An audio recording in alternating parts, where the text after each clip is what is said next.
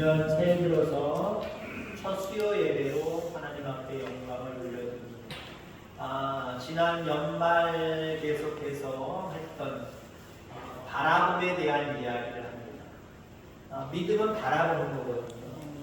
믿음은 그냥 머릿속에만 있는 것이 아니라 하나님이 주실 것들을 바라보는 거예요.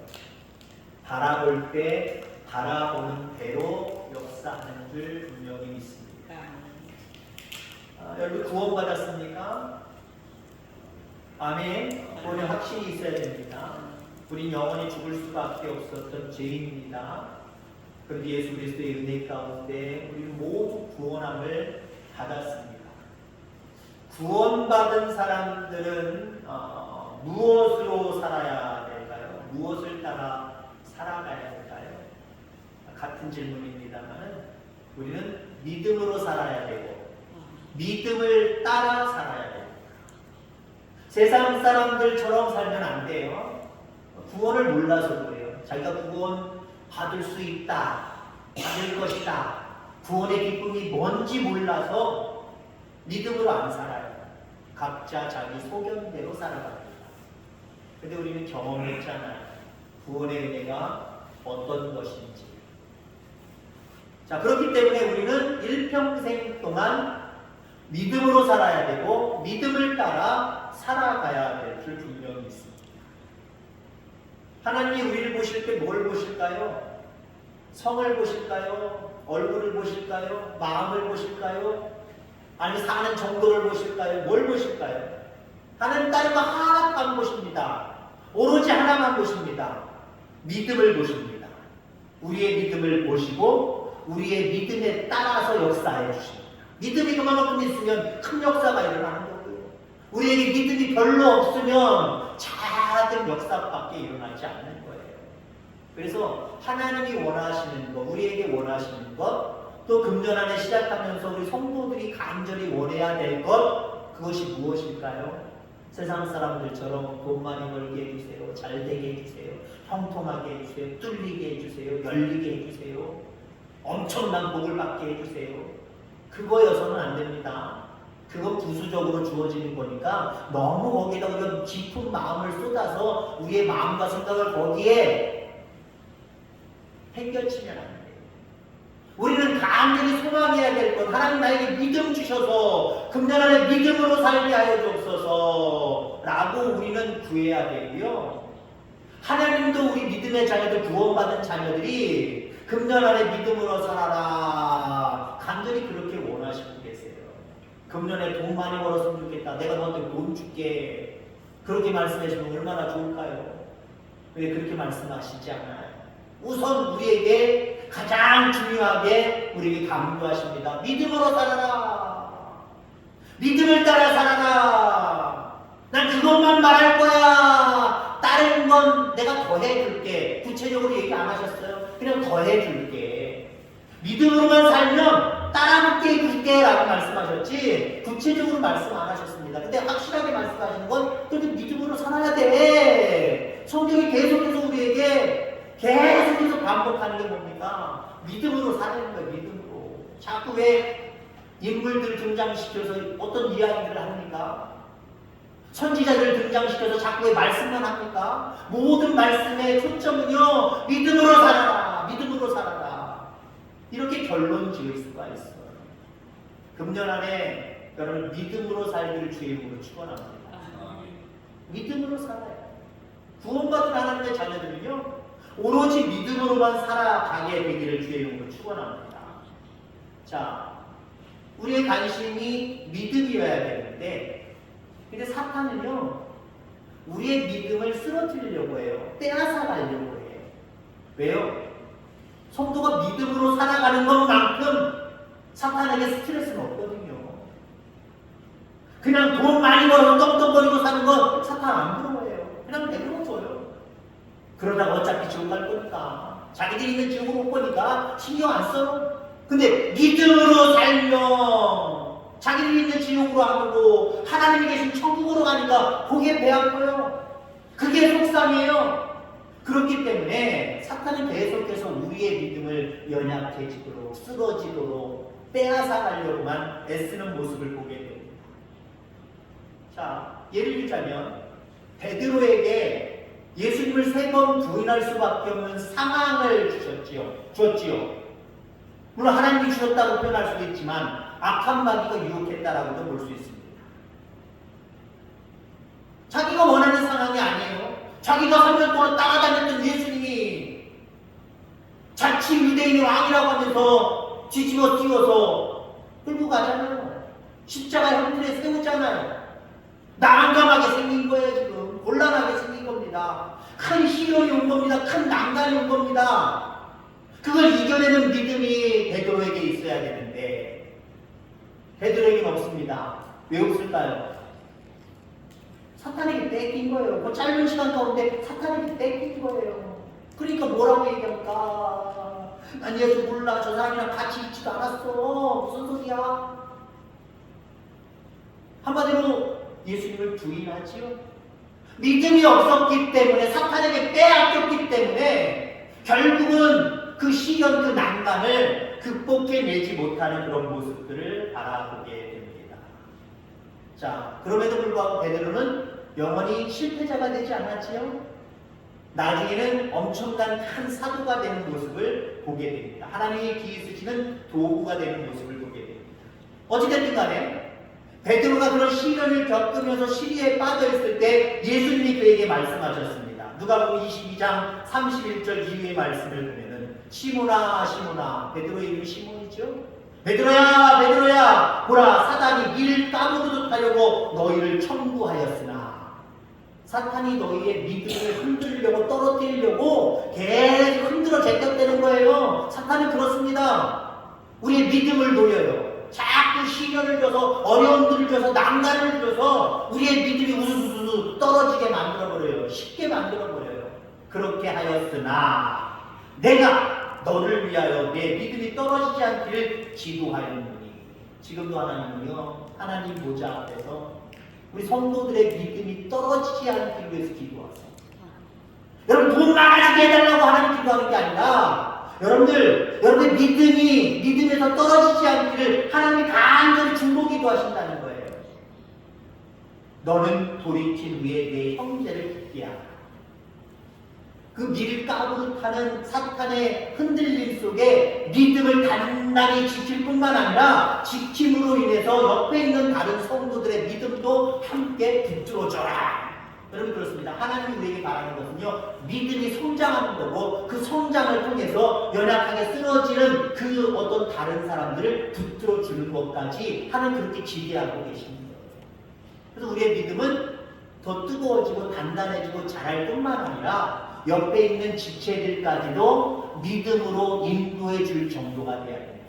그만큼 믿음을 강조하시는 겁니다. 금년 안에 믿음으로 살아가는 저와 여러분들 다 되기를 주의 이름으로 축원합니다. 여러분, 모든 것들이 떨어졌다고 할지라도요, 믿음만 안 떨어지면 문제가 되지 않아요. 근데 우리의 삶 속의 문제는 뭡니까? 다른 건 안 떨어졌는데 믿음이 떨어졌다는 게 문제예요. 아니면 믿음도 떨어졌고 다른 것도 지금 또 뭔가 하나가 떨어졌다는 거예요. 그게 문제예요. 여러분, 믿음이 떨어지지 않으면 다른 게 혹시 떨어져도요, 큰 문제가 되지 않아요. 떨어진 것을 난간이라고 비면은 믿음이 있는 상태에서 난간이 오면 그 난간 극복해낼 수 있는 거예요. 여러분, 욥을 보시기 바랍니다. 욥은 다 떨어졌어요. 가지고 있는 재산 다 떨어졌습니다. 낳은 자녀도 다 죽었습니다. 아무것도 주변에 없었습니다. 아내까지도 다 도망가 버렸습니다. 다 우수수 떨어져 버렸어요. 근데 욥은 뭐만 안 떨어졌어요? 뭐만 안 떨어졌어요? 믿음만 안 떨어졌어요. 믿음만. 주신 자도 하나님이시고 취하신 자도 하나님이시니 나는 다만 하나님을 찬양합니다. 하나님께 영광을 올려드립니다. 살아계심을 믿습니다. 믿음만은 안 떨어졌어요. 그랬더니 어떻게 됐습니까? 떨어졌던 모든 것들이 큰 낙심거리로 그냥 남아야 되는데 다 회복돼 버렸어요. 다 끌어올려져 버렸어요. 저 갑절의 은혜를 욥에게 허락해 주셨습니다. 그 모습을 통해서 우리는 그렇구나, 믿음으로 살면 혹시 다른 것들이 떨어질지라도, 다른 것들이 내가 원하는 대로 되지 않는다고 할지라도 큰 문제가 발생하지 않냐고 하나님이 회복시켜 주신 거구나. 근데 우리는 보통 어때요? 믿음이 연약한 사람들은 믿음 떨어지는 건 생각 안 하고 다른 거 떨어질까봐 염려하고 근심하고 거기에 시간과 마음을 투자하는 모습들로 살아갈 때가 있었잖아요. 여러분 믿음 없을 때 그런 모습이 있었잖아요. 그런 모습으로 돌아가지 않냐고 금년 안에 오로지 믿음으로 살아가는 저와 여러분들 다 되기를 주의 이름으로 축원합니다. 믿음은 능력입니다. 이 세상에 뭐 돈 많이 벌 수 있는 능력만 능력이라고 볼 수 없어요. 저 사람은 뭔데? 나는 그렇게 노력해도 난 돈이 안 생기는데 저 사람은 조금만 노력해도 뭐가 돈이 팍팍 생겨. 뭐 돈 운이 있나 봐. 무슨 능력이 있나 봐. 그거 부러워하지 마시기 바랍니다. 우리 가장 위대하고 큰 능력은 믿음의 능력이에요. 이 능력을 키울 수 있는 저와 여러분들 다 되기를 주의 이름으로 축원합니다. 하나님의 관심은 우리의 믿음이 그냥 겨우 뜨겁고 잘하는 것에서 그치지 아니하고 금보다 귀한 믿음이 되기를 간절히 원하십니다. 자, 금보다 귀한 믿음이 되기 위해서 여러분 우리는 연단과 시련을 난관을 결국 가능의 짐을 그것들을 통해서 가능의 짐을 아시기를 간절히 소망합니다. 금보다 귀한 믿음은요 여러 가지 시련들과 난관들을 극복해낼 때 이루어질 수가 있다라고 하는 거예요. 이스라엘 백성은 애굽에서 400년 동안 종살이를 하면서 시련을 많이 겪었습니다. 그 겪은 것이 그들에게 실망된 것이 아니에요. 오히려 그것이 유익이 되었습니다. 하나님의 살아계심을 느낄 수가 있었고 그 인도하심 속에 살아갈 수 있었다라고 하는 거죠.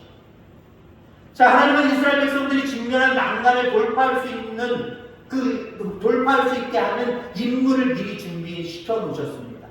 그게 누굽니까? 400년 동안 남의 나라에서 시련을 겪고 있는 이스라엘 백성들을 구원할 자를 준비해 놓으셨죠. 모세. 오늘 이야기가 모세의 이야기라고 볼 수 있는데요. 자, 여러분 이 모세의 이야기보다는 물론 아브라함의 이야기입니다만은 여기에 무슨 말씀이 있냐면 후반절 말씀을 좀 중요하게 이야기해 보고자 합니다. 해질 때에 아브라함의 깊은 잠이 임하고 큰 흑암과 두려움이 그에게 임하였더니 여호와께서 아브라함에게 이르시되 너는 반드시 알라 내 자손이 이방에서 객이 되어 그들을 섬기겠고 그들은 400년 동안 내 자손을 괴롭히리니 그들이 섬기는 나라를 내가 징벌할지며 그 후에 내 자손이 큰 재물을 이끌고 나오리라. 이걸 이루게 하려고 준비시켜놓은 인물이 누구예요? 바로 모세입니다. 자, 근데 모세가 그 정도로 하나님이 쓰시는 일꾼으로 큰 믿음을 소유한 자로 등장을 하게 되는데 물론 그 배후에는 하나님의 큰 역사심이죠.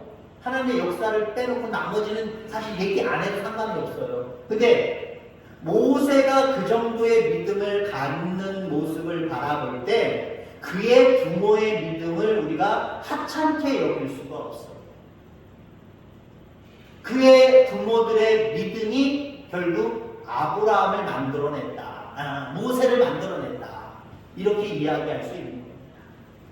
그러면 어떤 모습이 모세에게 믿음의 모습으로 기억되고 그리고 그 부모의 믿음이 자기의 믿음이 되었을까요?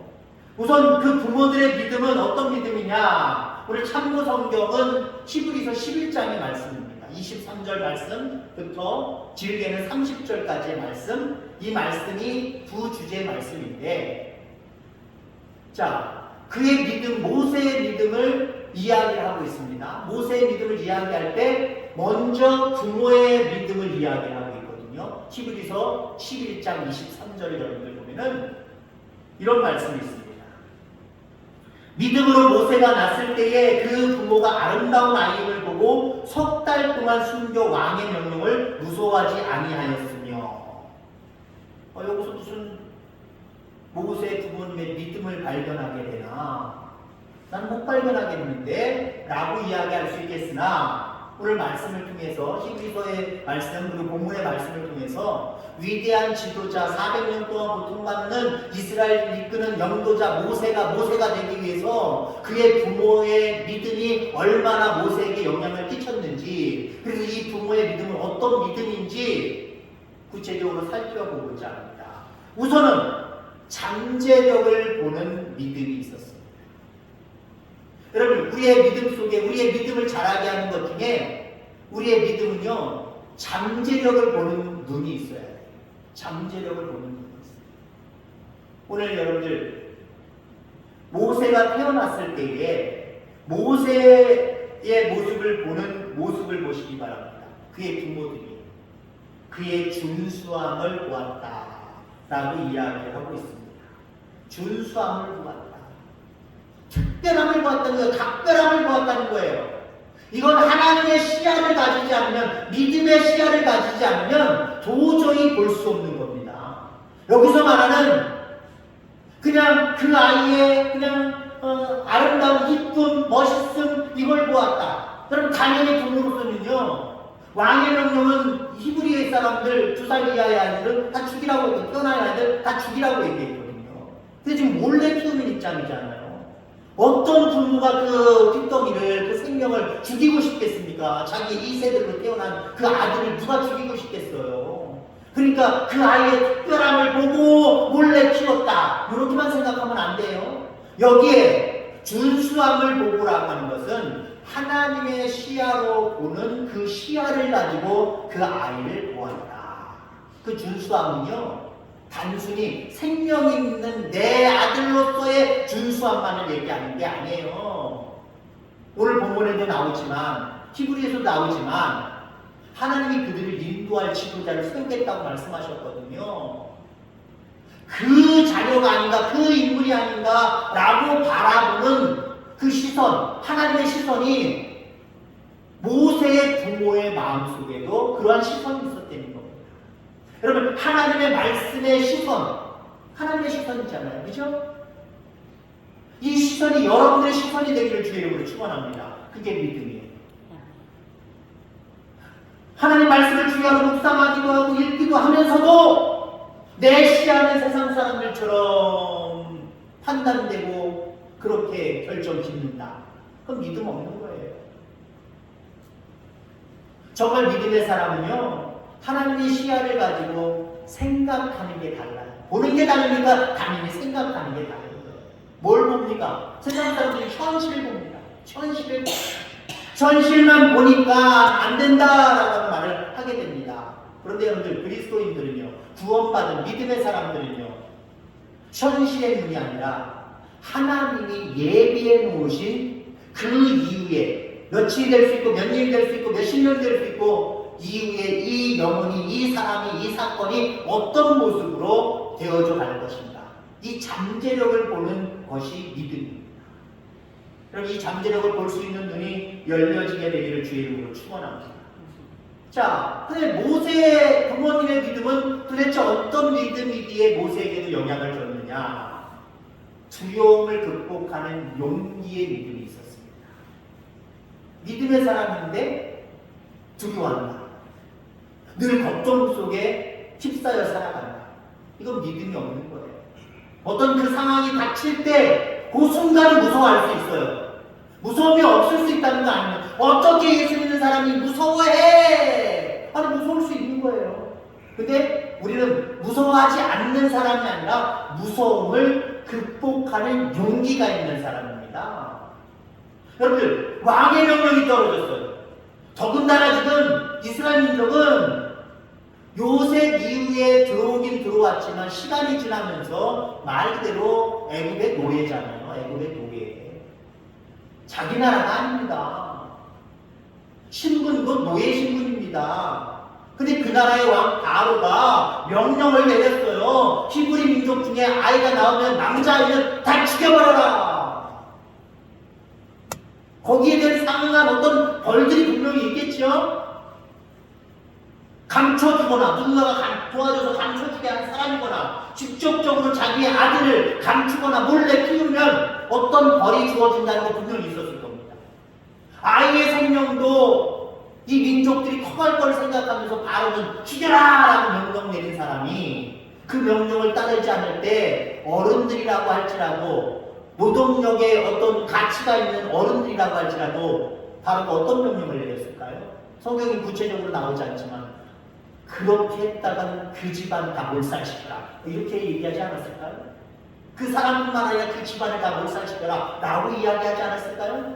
심하게 보면 그 정도였을 겁니다. 그러면 모든 사람들, 모든 히브리 사람들은 그 시기에 모세와 비슷한 시기에 아이를 가진 히브리 사람들은 울며 겨자 먹기로 내줄 수밖에 없고 자기들이 직접 죽일 수는 없으니까요. 그럴 수밖에 없었을 거예요. 근데 여러분들 석 달 동안 키웁니다. 석 달 동안 목소리가 커지기 전까지 키웁니다. 아유 그럴 수도 있어. 나라도 그럴 거야. 그렇게 생각하지 마세요. 지금 환경 상황을 얘기했잖아요. 이 상황 가운데 석 달 동안 90일 동안 키운다는 건요. 용기가 없으면 할 수 없는 거예요. 그럼 믿음은 용기입니다. 아멘? 믿음은 용기예요. 해보지도 않고 못해 힘들어 안돼 라고 하는 건 용기 없는 사람들의 모습입니다. 그러나 능치 못함이 없는 하나님 안에서 모든 것들이 가능해 용기를 얻어서 무엇이든지 해보려고 하는 그 사람에게 하나님 역사하시는 줄 기억하기를 주의 이름으로 축원합니다. 실질적으로 여러분 모세는 어땠습니까? 난 못해요 나는 못해요 자꾸 못한다고 그랬잖아요. 용기가 별로 없었잖아요.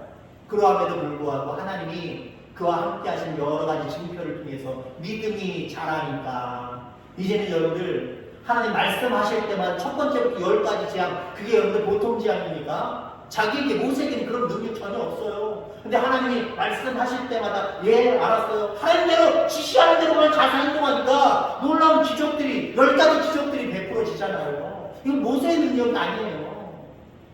그저 아무 말 하지 않냐고 하나님이 말씀하시니까 뭐 두려워할 것도 없어. 나 이거 사실 못하는데 이거 어떻게 가능할까? 이게 가능해? 가능하지도 않은 일인데 두려워하고 걱정하고 염려하고 쭈삣쭈삣대지 않았습니다.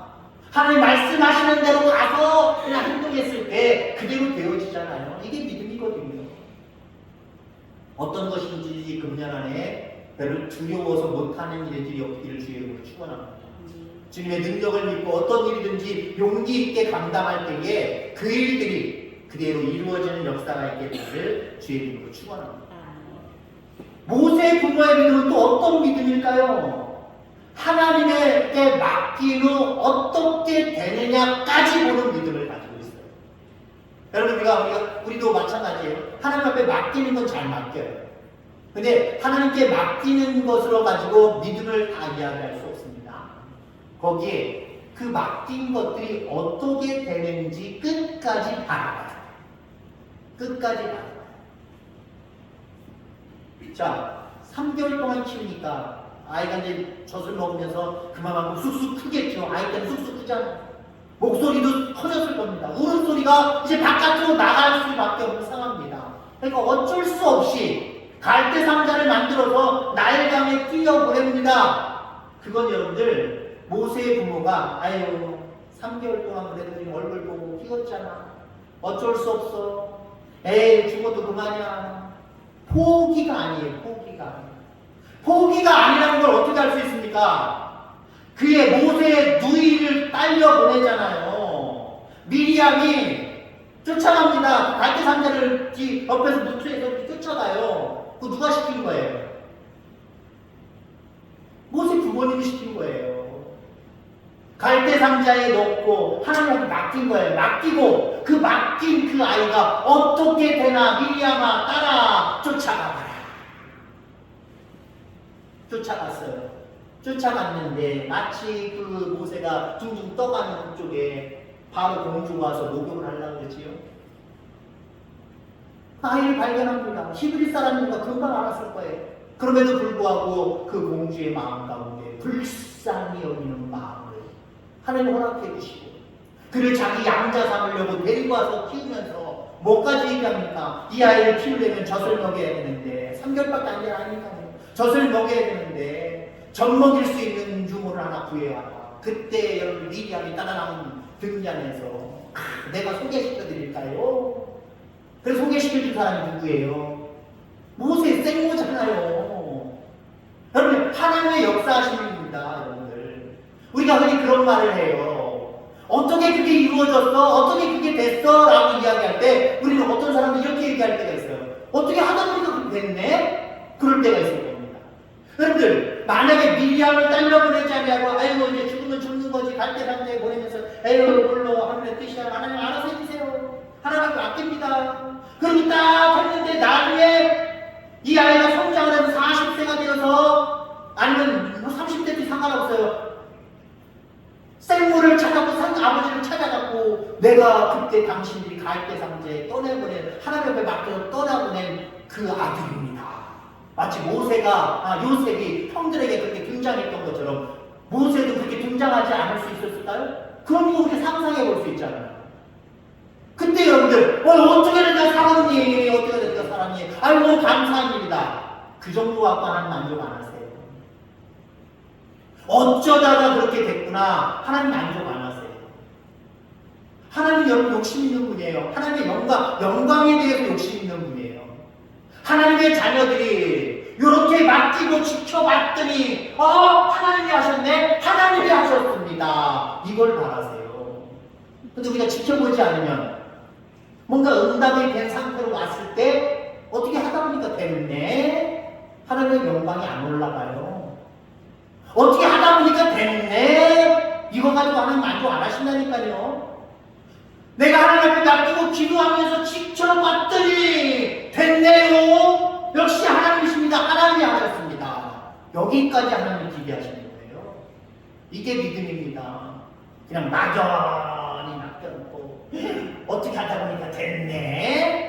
아이고, 하나님의 은혜라고 생각하고 좀 하나님 앞에 지금 좀 뛰어드려야지, 하나님 감사합니다, 이것만 만족 안 하신다니까요. 그건 온전한 믿음이 아니에요. 온전한 믿음은요, 맡긴 다음에 어떻게 되는지를 지켜보는 거예요.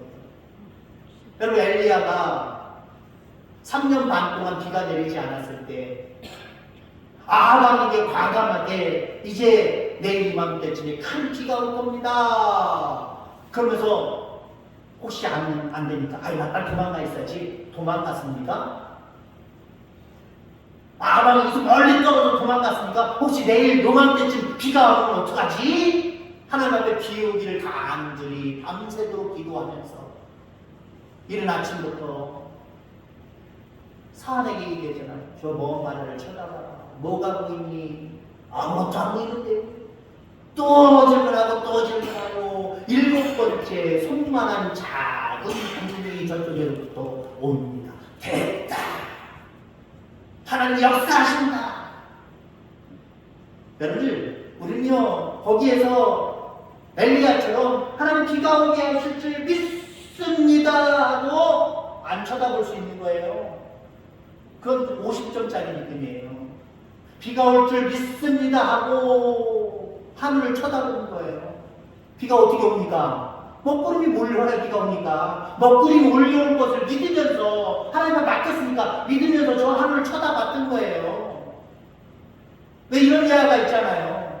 어떤 교회가 너무 척박을 해서 교회 건축을 하겠습니다, 하나님의 성전이 건축되기를 위해서 우리 간절히 기도합시다, 우리 모든 성도들 가난하니까 우리 성도들이 모아도 이 성전을 못 짓는데 그 성전이 그래도 지어질 수 있도록 넣지 못하면 하나님 앞에 맡깁시다 라고 하는데, 여러분들, 그때 여러분들 기도만 해서 될까요?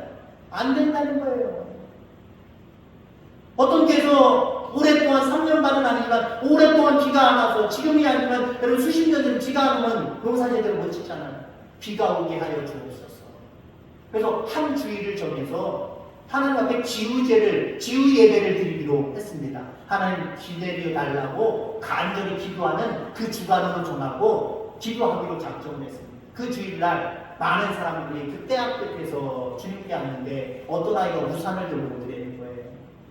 야, 너 이렇게 맑은 날에 여기까지 몇 달 동안 비가 안 왔는데 우산을 왜 들고 오냐? 오늘 하나님 앞에 비 내려달라고 기도하는 날 아니에요? 그럼 하나님 비 내려줄 거 아니에요? 그래서 나는 우산 들고 왔어요. 이게 진짜 믿음이에요, 여러분들. 끝까지 바라보시길 바랍니다. 나 맡겼습니다 하고 안 쳐다보는 건 믿음 아니에요. 그래서 여러분들, 믿음으로 하나님 앞에 맡긴 모든 것들이 그대로 능치 못함이 없이 우리의 현실 속에 드러나고 역사되는 체험들이 여러분들 가운데 있게 되기를 주의 이름으로 축원합니다. 하나님 아버지 감사합니다.